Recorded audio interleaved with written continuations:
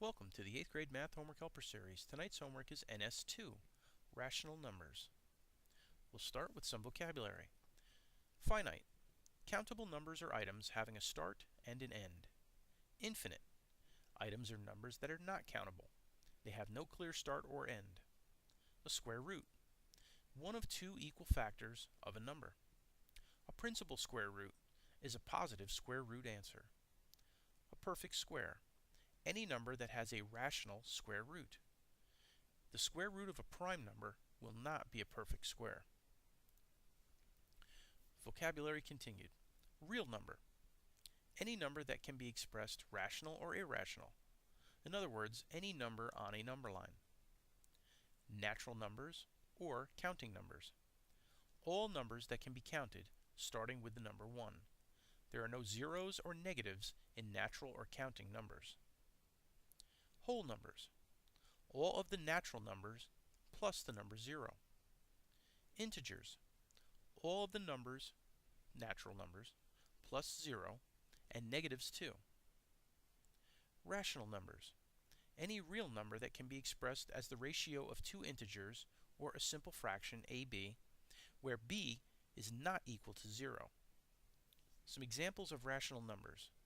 Negative 5. And negative 5 is a rational number because it can be displayed as negative 5 over 1. 2 5/8. 2 5/8 is rational because it can be displayed as an improper fraction of 21 over 8. The square root of 4 is rational because it can be displayed as 2, which can then be displayed as 2 over 1. And the decimal 0.33 repeating is a rational number because its fraction form is 1/3. For questions 6, 8, and 10, consider, are the numbers given rational? Explain why or why not. If it's rational, write the number as a decimal and a fraction, and then plot and label a point for each number on the number line at the bottom of the page. So we'll start by reviewing just what exactly is a rational number. So any real number that can be expressed as the ratio of two integers or the simple fraction ab, where b, the denominator, is not equal to 0. So for number 6, we have 2.5%. So looking at that as a decimal, we simply move the decimal point 2 places to the left and we get 0.25. As a fraction, it's 25 over 1,000, which then breaks down to 1 over 40. So as you can see, this can be displayed as a simple fraction where the denominator is not 0. It's also, even though it's not part of the definition, one of the things you want to consider too is it a finite decimal? Does it have an ending? And it does. So for 2.5%, it is rational because it's a terminating decimal. It has a finite end, and it can be expressed as a simple fraction without a denominator of 0. And that would show up right there on the number line. Now let's take a look at the square root of 3. You may remember from the vocabulary that I mentioned that anytime you take the square root of a prime number, it's not going to be a perfect square. And perfect squares are rational numbers, so that should be a red flag right there. But if you attempted to turn it into a decimal, what you're going to find out is that this decimal goes on and on. It doesn't repeat, but it just continues.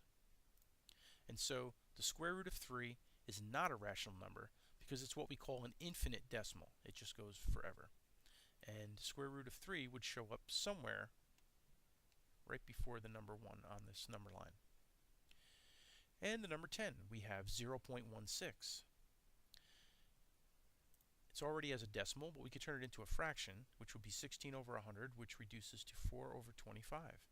So the fact that it reduces to this indicates that it does meet the requirement of being a simple fraction where the denominator is not 0. And so we could say it's rational because it's a terminating decimal that has a finite end, and it can be expressed as a simple fraction without the denominator of 0. And on the number line, that would occur right in between 2.5% and the square root of 3. Next, for number 11, we're going to do C, D, and E. Given the following numbers on the number line, tell which are integers, rational numbers, and then non-rational numbers. So let's take a look at the definition of integers. So that's all the numbers, natural numbers, plus the number 0, and negative numbers too. So we can do negatives, we can do 0, and we can do all the natural numbers. So starting at negative 2, we can pull negative 1, we can pull 0, we can pull 1, 2, 3, and 4. Rational numbers. Let's just quickly review that again. Any real number that can be expressed as the ratio of two integers, or the simple fraction ab, where b is not equal to 0. Well, obviously, pretty much everything on here could fit that, but remember, when you try to find the square root of a prime number, you're not going to get a rational answer. So this is the only part that stands out as not being a rational number on here. And so you should record every other number, except for the square root of 5. Which brings us to non-rational numbers. If all of these are rational numbers, and only the square root of 5 was not a rational number, then the square root of 5 would be our only non-rational number. Please use the homework that was done for you tonight to help you to solve any additional problems that are on your homework. And remember, the key to success in math is not only working hard, but working smart.